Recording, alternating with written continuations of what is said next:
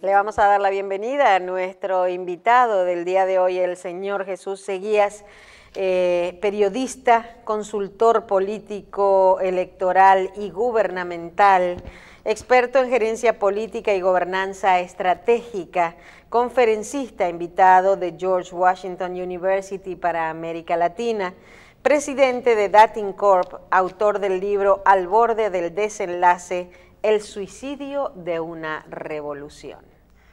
Y venezolano. ¿Qué tal? ¿Cómo le va? ¿Cómo está usted? Muy buenos días, saludos. Faltaba eso, ¿verdad? Y medio dominicano ya, ¿verdad? Ya casi lo estamos. No, aquí lo acogieron ya. Yo me siento en casa aquí. Bueno. Pareciera que estuviese en Cumaná. Esta es su casa. Nosotros hemos hablado mucho de la migración y vivimos atacando algunas migraciones, pero realmente qué bueno que un país cuando recibe gente, pueda recibir gente de la calidad suya. Don Jesús, lo felicitamos y qué bueno, usted le suma a la República Dominicana. Muchísimas gracias. Bien. Don Jesús, ¿cuál es el salario mínimo en Venezuela? $4. ¿Cuánto? $4. $4. ¿Diario? No, mensuales. ¿Mensuales? Sí. Esos son 200 pesos dominicanos. $4. ¿Y cuánto gana un profesional? O sea, un profesional, digamos que un contador público. Puedo decirte que el 70% de los venezolanos está ganando el salario mínimo. ¿El 70%? Aproximadamente. De profesionales, diríamos, de todo. Claro, eso ha cambiado mucho en los últimos días por el tema inflacionario, pero igual sigue siendo demasiado subvaluado el trabajo profesional, y un profesional podrá estar ganando en muy buenas condiciones hoy día $10, $15. Mensuales. Mensuales. Y una pregunta, perdón, Michelle.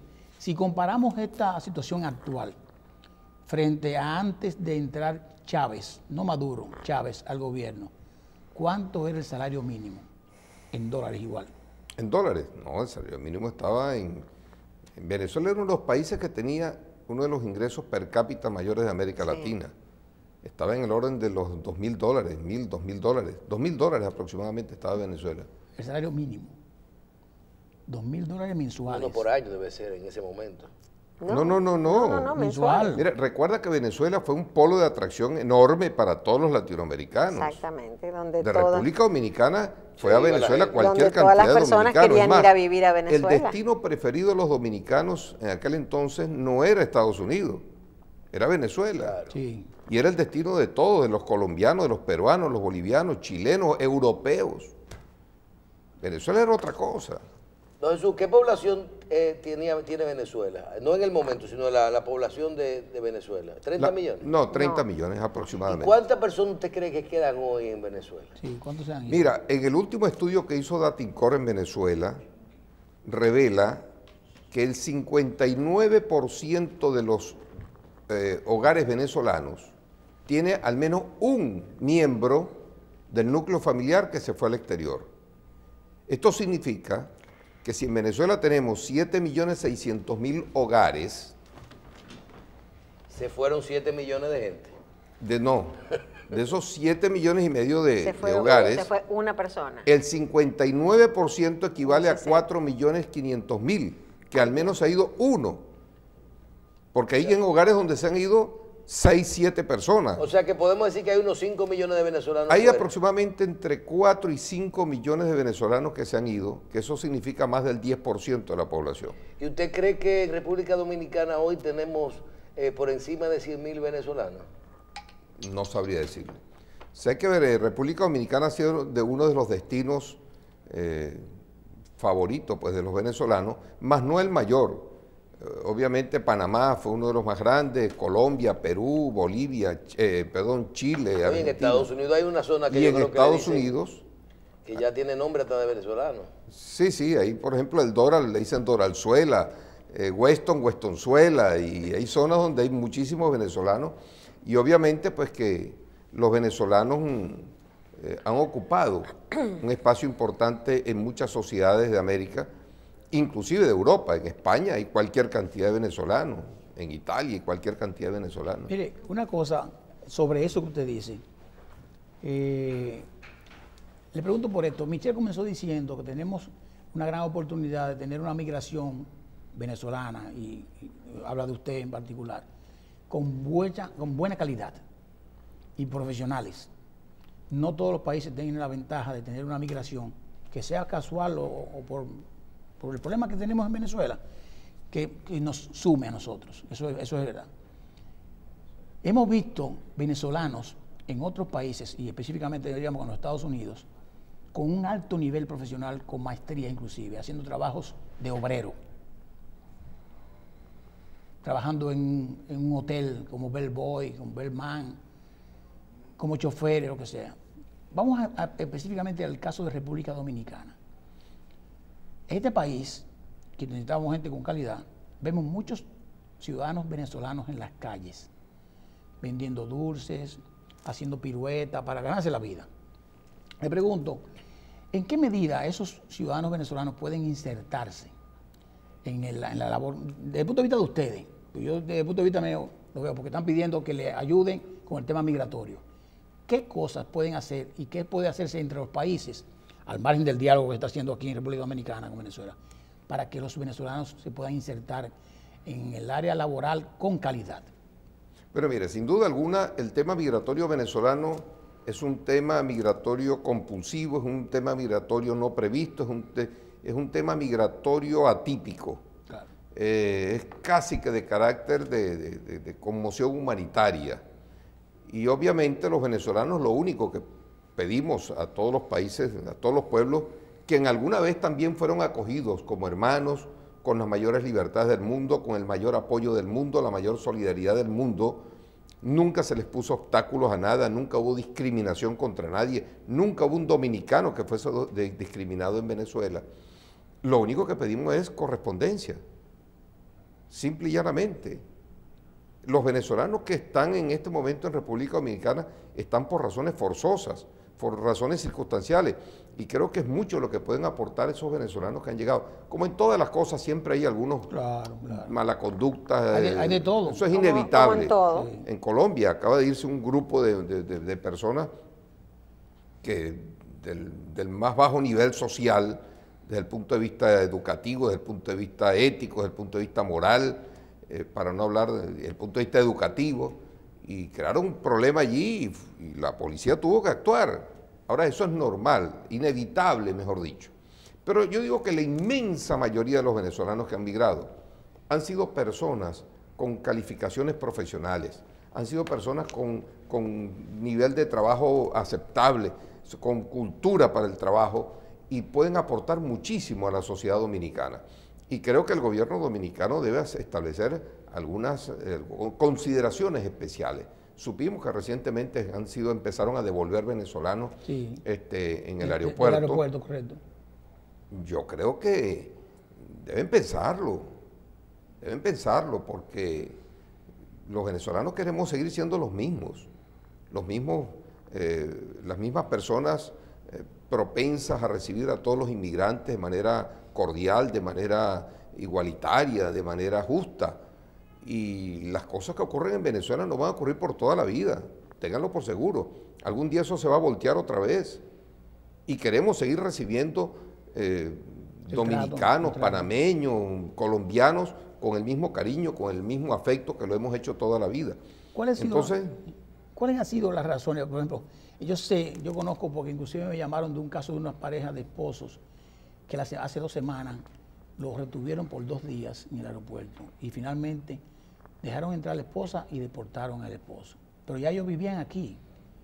¿Qué excusa le dan?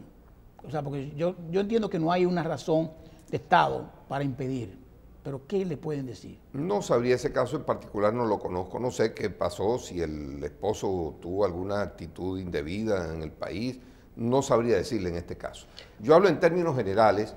Yo lo que le pido pues al gobierno dominicano es que establezca una especie de estatus especial a los venezolanos, provisional aunque sea, pero que les permita, que les facilita al venezolano trabajar, desempeñarse en República Dominicana en condiciones normales. Tengan por seguro algo, la mayoría de esos venezolanos vienen a aportar a República Dominicana.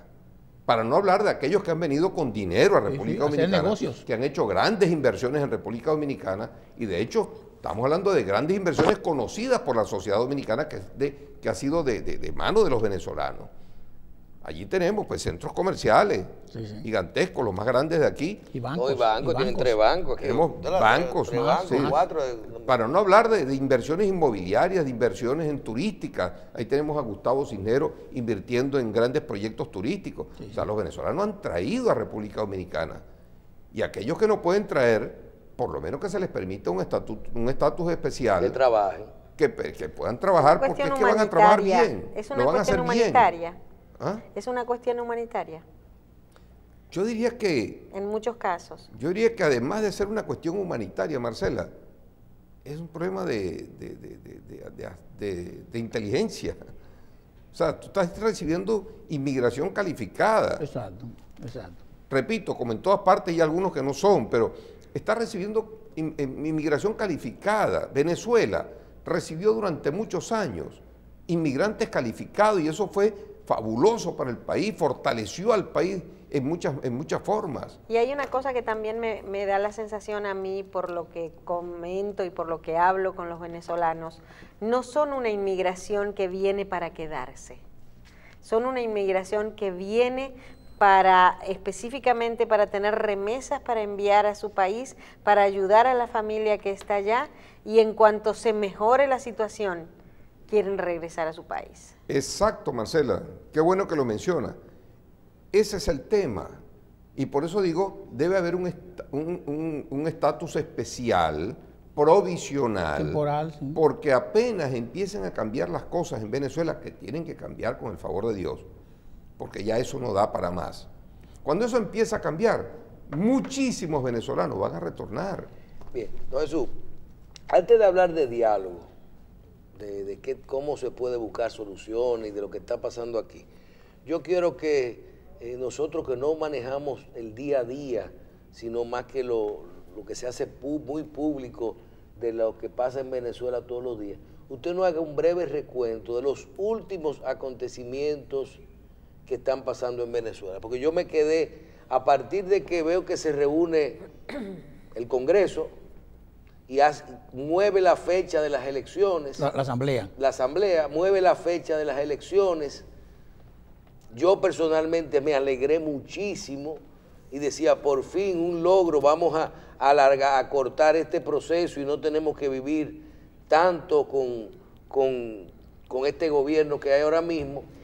Y comenzamos a ver reacciones internacionales, reacciones de la oposición, reacciones de la gente. Y yo quiero que usted lo retome ahí y nos explique un poquito de la situación, porque inclusive ya veo que Maduro es candidato oficial de las mujeres de Venezuela, ¿verdad? Se proclamó. Bueno, parte de la campaña electoral. El tema es que, como decía yo anteayer en un programa de radio, en un programa de televisión que me invitaron en Venezuela, cuando me plantearon el tema de por qué la oposición no quiere ahora elecciones inmediatas. Pasaron años pidiendo que se hicieran elecciones anticipadas. Cuando el gobierno decide hacerlo, la oposición dice no, todavía no estamos preparados. Yeah. En dos palabras, eso fue lo que quisieron decir. El tema de las reglamentaciones electorales son importantes, pero la discusión ahora, supongamos, si a hoy día cambiaran todas las reglamentaciones electorales, pero convocan las elecciones para marzo o abril, la oposición va a seguir protestando. Claro. Porque el tema es que los errores se pagan en política. Y la oposición cometió errores en los últimos años, los cuales provocaron un nivel de escepticismo, de frustración y desesperanza, que ha hecho que muchos venezolanos ahora no quieran votar, sin tomar en consideración los que se han ido del país. Y se han ido por desesperanza más que por la propia crisis. Porque si tú tienes una crisis profunda, pero tienes la esperanza de que las cosas van a mejorar, claro, te quedas. Tú te quedas. Lo digo de otra manera. Los venezolanos que están en República Dominicana, aquí están pasando necesidades, quizás peores que las que pasan allá, pero tienen la esperanza. No se van de aquí porque tienen la esperanza que eso va a mejorar cada vez más. Para volver. De manera que cuando una crisis va acompañada de esperanza, el resultado no es que la gente se vaya, sino que la gente se queda esperando el cambio. Pues en Venezuela la gente tiene mucha desesperanza. Y esa partida de 4 millones de venezolanos, en su mayoría opositores, estamos hablando de que la cuarta parte de la votación opositora mermó con esa migración. Claro. Entonces, eso es un problema serio que tiene la oposición. ¿Y eso no pueden votar fuera? En segundo, no.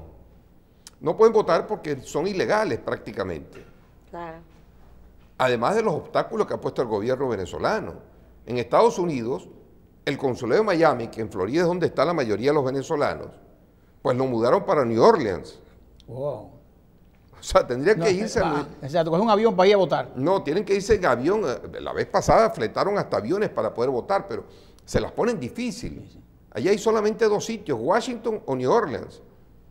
Entonces, el punto es... Pero que buscando qué en New Orleans. No, para que no vayan a votar. para que no vayan a votar. Claro. Entonces, el punto consiste pues en que ese no es el mayor problema, sino que hay otro problema más, que es que los opositores no quieren votar porque no confían en los actuales líderes de oposición, con excepción de un fenómeno político que surgió en Venezuela, que se llama Lorenzo Mendoza. Y Lorenzo Mendoza, que es el dueño del Grupo Polar, Sí, la cerveza. De la el que cerveza. fabrica la harina pan, por cierto, Sí. Ajá. Que es joven. es joven, pero Lorenzo Mendoza es visto por los venezolanos como una persona que tiene capacidad para resolver el problema más importante de Venezuela, que es la crisis económica. En Venezuela hay 3 grandes crisis: la crisis política, la crisis económica y la crisis social, y la crisis, perdón, de seguridad ciudadana. De esas 3 crisis, al país el 82% de los venezolanos le interesan la crisis económica y la crisis de seguridad ciudadana. Solo el 12% le importa la crisis política. Sí, porque en este momento tienen hambre en muchos Obvio. lugares. Entonces, cuando estamos ante esa realidad, ven que Lorenzo Mendoza es la persona adecuada para poner a producir el aparato productivo, para que en Venezuela exista alimentos y además producidos en Venezuela para que no salgan tan costosos como los que tenemos actualmente, Claro. porque son importados. Importados. Entonces, esa decepción que hay en los políticos, porque el último estudio de Datincore en Venezuela es revelador de muchas cosas preocupantes. En primer lugar, nadie cree, la mayoría absoluta de los venezolanos no creen en los partidos políticos. El prestigio de los partidos políticos está al mismo nivel de las policías. Sí. Wow. Por eso llegó Chávez. La gente, la mayoría No, de los ya, y venezolanos... Cuando llegó Chávez no era así. Pero La también mayoría, hay un la detallito. mayoría absoluta de los venezolanos no creen en los políticos, en los dirigentes políticos. ¿Y cómo? La mayoría de los venezolanos no creen en ninguna de las instituciones del país, con excepción de la iglesia, que está medianamente evaluada. La mayoría de los venezolanos no creen en el gobierno. Entonces tú te das cuenta que estamos en la peor crisis jamás vista en el país. Sorprende al país sin liderazgo. No hay liderazgo confiable. Entonces, eso es peligroso. Peligroso porque el país está al borde de situaciones impredecibles. Pero Y lo mire, vengo alertando sobre eso. Pero mire, yo diría que totalmente preocupante todo lo que usted ha dicho. Pero por eso la gente se va, porque no hay esperanza. Porque usted me dice, por ejemplo, el gobierno de Maduro tiene el control de todo. Al margen de que la gente no quiera saber ni del gobierno, ni de los políticos, mucho menos de la oposición. Capriles se supone que veía que era pues, supuestamente un líder. Ya casi ni se hablan. López está preso. El señor alcalde de la capital se fue. Ledesma ya. Entonces uno dice, bueno, pero ¿qué es lo que se puede hacer? Si ellos tienen el control de todo, han creado una asamblea constituyente que es la que decide.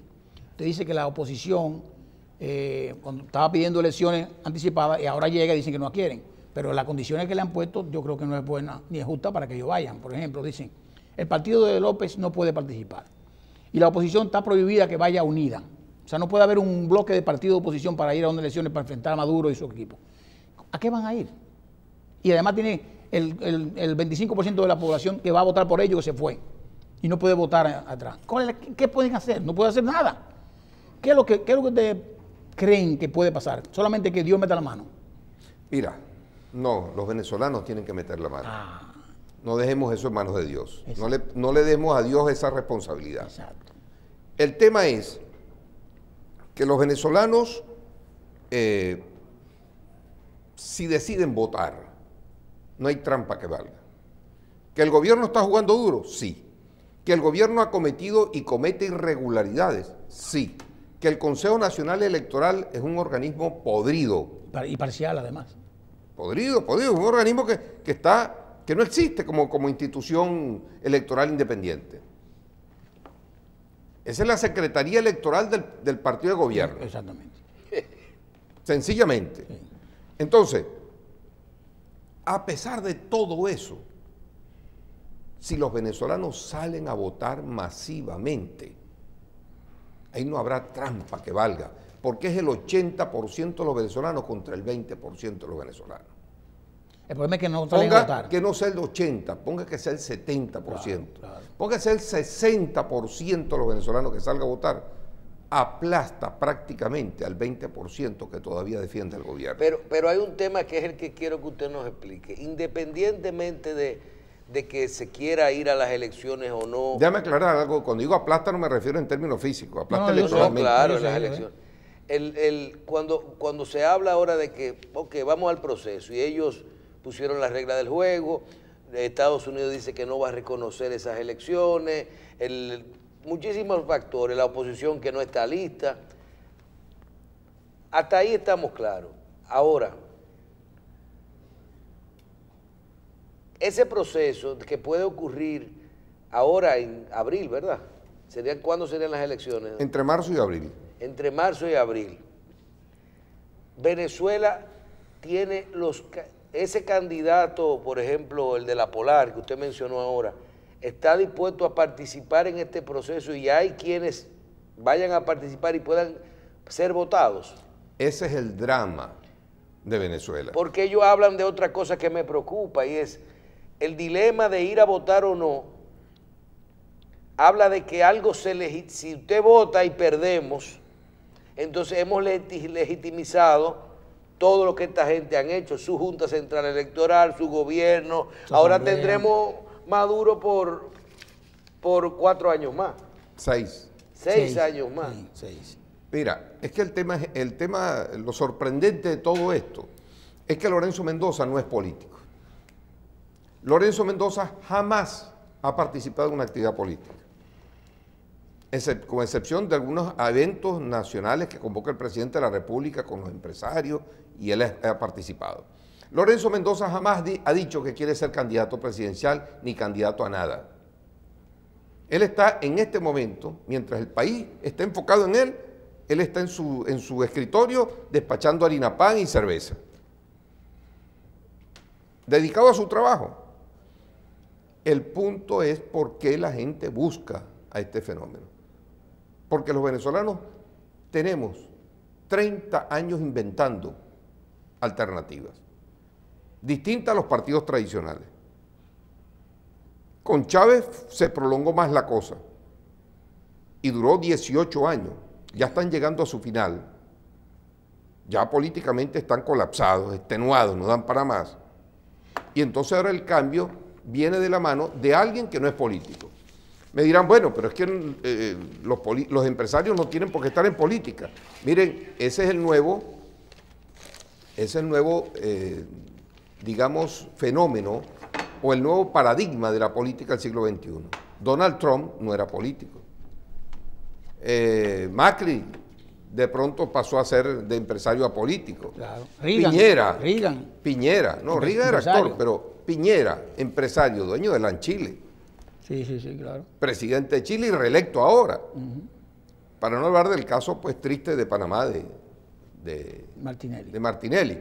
Pero ya comienza a haber, digamos, otro nivel de escogencia para la gente que dirige a los destinos públicos. Entonces, el punto está en que los venezolanos están en este momento buscándole una alternativa distinta a los políticos por el desprestigio que hay en los políticos. ¿Cuál es el deber de los políticos? tratar de recuperar esa credibilidad, tratar de ver cómo convierten a sus partidos políticos en referencias serias, porque hasta ahora no son referencias serias. Los partidos políticos han generado un vacío enorme, enorme. No están en concordancia con las nuevas realidades históricas. Y eso pasa no solamente en Venezuela, está pasando en el mundo entero, inclusive en República Dominicana. Sí. Los partidos políticos tienen que entender que estamos ante nuevas realidades, que tienen que transformarse, que los partidos caudillescos no funcionan. Y el fenómeno Oscar los partidos antidemocráticos no funcionan, porque tiene que haber un flujo de ideas, de discusiones, de trabajo en equipo, para que las cosas resulten. Así pasa en las empresas privadas y en las empresas públicas modernas. Tiene que haber flujo y comunicación permanente entre el subsistema gobernado y el subsistema gobernante, para que pueda haber sinergia y propósitos comunes y al mismo tiempo podamos obtener resultados tangibles. Bien. Si eso no ocurre, no habrá manera que sigan existiendo fenómenos extraños en la política. Como el de Oscar Pérez. Cuando usted habla de caudillismo. Representó el sentimiento de aquellos que quieren ver una solución ya al problema, pero en realidad fue una actitud individual de parte de él y de un grupo totalmente aislada. Mal manejada. Que muy a lo efectista, pero que no correspondía con una realidad. No, exactamente. No está entendiendo que está peleando contra un monstruo. Y sin apoyo. O sea, porque no lo consiguió, no lo buscó. Es que no va a haber. Ya van 2 casos de militares y de gente ligada a la Fuerza Armada que tomaron por asalto cuarteles, se robaron armas, sustrajeron armas, por decirlo de otra manera, y terminaron mal, ya están encarcelados, porque el sistema represivo que ha desarrollado el gobierno venezolano, el sistema de inteligencia policial y política del gobierno venezolano es muy alto. No estás bregando con cualquier gobierno. Exacto. No estás bregando con un gobierno improvisado, no. Ellos tienen años invirtiendo miles de millones de dólares para construir un organismo y organismos de inteligencia policial y militar que les permita mantener la solidez de su gobierno. Bien. Entonces, hay que ver cómo vas a enfrentar ese elefante, porque los elefantes se comen en rodajas, no en una sola sentada. Sí, al pasito. Mire una cosa. Chávez, en un momento de su presidencia, usaba el dedo expropiador para expropiar empresas y propiedades de personas o del sector privado. Recuerdo que había una página que decía el dedo expropiador, entonces, ¿qué él expropiaba? Inclusive a Polar le intentó entrar, pero no pudo. Le pregunto, si eso todavía sigue con Maduro, y en el caso particular de ustedes como personas físicas que tienen sus viviendas, sus propiedades, fincas, que en alguna medida se han ido todos, por ejemplo, vamos a suponer una familia completa se fue, o bueno, se quedaron 3, 2, ¿qué pasaría con esas propiedades que ustedes dejan si el gobierno le cae detrás para expropiarla o para poner gente ahí a vivir, como se hacía en Cuba, que lógicamente ellos tienen un modelo cubano que quieren implementar? Mira, yo no sé si podamos llegar a esos niveles, todo es posible, pero yo creo que el gobierno ya está extenuado, el país ya no soporta más expropiaciones, ellos lo saben, por eso no expropiaron Polar, porque ellos tienen el control del 50% de la producción o del aparato productivo de harina precocida de maíz. Y el único que produce es Polar. Y si expropian a Polar se van a quedar con que ni siquiera van a tener nada. Y es una realidad que ellos han vivido, por eso no han expropiado Polar. Expropiaron otra cantidad de empresas y compraron empresas y están paralizadas porque no están en capacidad de producir nada. Quebraron la industria del aluminio, quebraron la industria siderúrgica, quebraron la industria petrolera, quebraron la industria del cemento, quebraron todo. Todo. ¿Qué más van a seguir? Quebraron la agricultura, las fincas productivas, las expropiaron y están en el suelo en este instante. Entonces, Yo digo, ¿qué más vas a expropiar? Las viviendas. Bueno, no olvidemos que la mayoría de los bienes, o la mayoría de los chavistas en el país tienen intereses creados ya. Esto no es como el caso de Cuba, donde todos eran campesinos en condiciones paupérrimas. En el caso de Venezuela, esa gente tiene mucho dinero. Cada chavista tiene intereses creados, se lo vas a expropiar. Es más, la industria inmobiliaria se mueve más en este momento con los chavistas. Hay un chiste muy famoso. Alguien que quiere vender una casa, lo que hace es preguntar, mira, ¿conoce algún chavista que me la quiera comprar? Yeah. Porque son los únicos que prácticamente están en condiciones de hacerlo. Entonces, por esa razón es que ellos se cuidan de llegar más allá de lo que han llegado. Y pasen, inclusive, mira, el pago de la deuda externa que se ha hecho puntualmente, y es verdad, es porque la mayoría de los tenedores de bonos en Venezuela son chavistas, empresarios ligados al gobierno. No quieren quebrarlo. Esa es la razón. Entonces, muchos intereses creados. Finalmente, diálogo. Un diálogo en República Dominicana. Vemos que participa el presidente dominicano, Danilo Medina, el expresidente español y un grupo de gente interesada en lograr, los cancilleres, lograr algún tipo de solución para el caso venezolano. Primero, háblenos de si esto puede tener algún sentido y qué procuraría ese diálogo, porque ese diálogo no va a pretender nunca que el sector de Maduro coja una maleta y se vaya de Venezuela. O sea, ese diálogo no se está hablando de elecciones, ¿qué usted entiende de este proceso? Mira, en primer lugar, yo por razones de principio creo siempre en el diálogo y en las negociaciones. Es más, tengo hasta un libro escrito diciendo que la única salida que queda en Venezuela es una negociación entre ambos factores, porque ninguno va a poder pulverizar al otro. Y porque además ambos se necesitan para reconstruir al país. La reconstrucción de Venezuela es demasiado compleja. Estamos ante una crisis descomunal y nadie por sí solo podrá con esa crisis.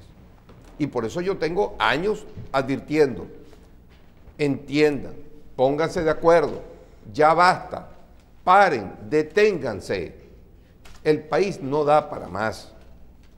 Es urgente entenderse. Bueno, ahora a duras penas están aquí en República Dominicana tratando de entenderse, pero bajo una premisa falsa, ambos factores, que ambos creen que tienen juego todavía y se les acabó el juego, no hay más juego, el gobierno no tiene más juego y tiene una comunidad internacional presionando fuerte y créanme, cuando eso que ellos llaman el imperio se pone bravo es maluco. Pero es difícil. Pero el imperio ha hecho... El imperio es el pueblo. No, el imperio que ellos llaman Estados Unidos. Sí. Entonces, ya están como llevando al límite la paciencia de la comunidad internacional. Pero el imperio ha hecho... Y créame que la visita de Tillerson, del secretario de Estado, a América Latina a partir de mañana, visitando Colombia, Perú, Argentina, México, concluyendo en una isla del Caribe como Jamaica, y comenzando por Texas, que es donde está la refinería y todo lo que está, todo el petróleo que llega de Venezuela pues para Estados Unidos llega por allí. Sí. Entiendan que vienen tomando decisiones preocupantes los Estados Unidos. No tienten al diablo, porque una cosa es llamar al demonio y otra cosa es verlo entrar, como dice la canción. Sí. Entonces, no lo hagan. Que no piensen siquiera en que va a haber una invasión militar. Mire, Estados Unidos no va a poner ninguno de sus hombres en suelo venezolano. Pero pudiesen aplicar fórmulas parecidas a las que hubo en Libia, donde ni un soldado estadounidense pisó territorio libio. Ni uno. Todo fue operativos aéreos y navales. Sí. GPS. Todo fueron operativos aéreos y navales, generando daños incalculables.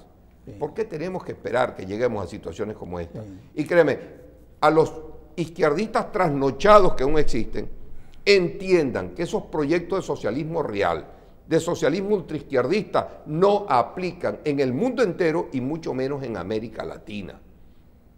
La historia cubana existió por la existencia de la Guerra Fría, pero eso desapareció. Hoy día ya no estamos en esta situación, estamos en el siglo XXI y la comunidad internacional no va a tolerar gobiernos forajidos, gobiernos que estén actuando en contra de la voluntad de un país, un gobierno que viole las constituciones, un gobierno que viole las reglas democráticas. Eso ya no es posible. Entonces, cojan mínimo, pónganse a cohabitar, bájense de ese criterio del poder absoluto, porque no existe, y entonces empecemos a entenderlo. Ojalá que aquí en República Dominicana, en las próximas horas, porque estamos hablando de horas, tomen decisiones correctas, porque lo que viene en los próximos días puede ser sumamente difícil para Venezuela, para América Latina y para todo el mundo. Licenciado Seguía, de mi parte, finalmente, a propósito del siglo XXI que usted menciona, libertad de expresión, libertad de prensa en Venezuela, el principal periódico de Venezuela, El Nacional, su director general Otero, vive fuera. Y desde fuera hacen un periódico que han tenido problemas para, creo que, no sé si lo están imprimiendo, en la cantidad, en papel, en físico, la cantidad de como antes. ¿Qué hay de libertad de expresión, libertad de prensa en Venezuela? ¿Se puede hablar? ¿Se puede opinar? Mira, decir que es como en Cuba, no. Decir que es como en República Dominicana, tampoco. Estamos en el tránsito de ir perdiendo poco a poco toda la libertad de expresión. Ya los medios de comunicación venezolanos están mediatizados totalmente por el gobierno, bajo amenazas rotundas. Los periódicos ya no existen prácticamente, han desaparecido casi todos los periódicos de provincia. Ya están funcionando por internet. Y hay sitios que no hay internet. No hay papel para imprimir periódicos. No hay quien compre los periódicos. Los medios audiovisuales están sometidos a las sanciones que impone CONATEL, que es el organismo regulador. El equivalente de Indotel aquí. ¿Entiendes? Indotel, el Indotel de allá, pues. Sí. CONATEL tiene una daga en el cuello a cada uno de los operadores de televisión y de radio. Y en la calle la gente, usted puede hacer este programa ahora mismo, usted coge un megáfono y lo puede hacer en una calle, lo que usted está diciendo aquí en Venezuela. No, sí, claro. O sea, la parte física No, claro. Hoy día, o sea, por eso digo, no hemos llegado al extremo de Cuba. En Venezuela se habla, en Venezuela se opina, pero el gobierno está jugando duro. Está poniendo a funcionar todo su poder para neutralizar al máximo el poder comunicacional de los demás. Entonces, yo digo que, mira, estamos ensayando, el gobierno se atrevió a ensayar un proyecto político fracasado y no da para más. Yo digo, vamos a entendernos, tiene que haber un proceso de reconciliación de los venezolanos, el chavismo debe seguir existiendo, el chavismo no puede ser ilegalizado en un cambio de gobierno, el PSUV tiene que continuar funcionando como partido político y tienen que aprovechar esa oportunidad para rehacer su juego, conectarse con el socialismo democrático del mundo, el socialismo moderno. Sigan siendo socialistas, pero no con esas cucarachas ideológicas que vienen trayendo del siglo antepasado, que no funcionan para nada. Que ya demostraron en materia que no económica no pueden seguir con lo que están haciendo, que se copien de los chinos, para no decirle que se copien de Washington. Cómpiense de los chinos en materia económica. Denle la oportunidad al sector privado, ábranse al sector privado. El chavismo tiene pendiente un proceso de rectificación interna urgente y desde el poder no va a ser posible porque el poder genera mucho sesgo en un proceso de crítica y autocrítica. Tienen que hacerlo desde afuera del poder. Solo necesitan un gobierno que surja nuevo, que les garantice a ellos su sobrevivencia. Ahí es donde debe estar el centro de la discusión en este momento.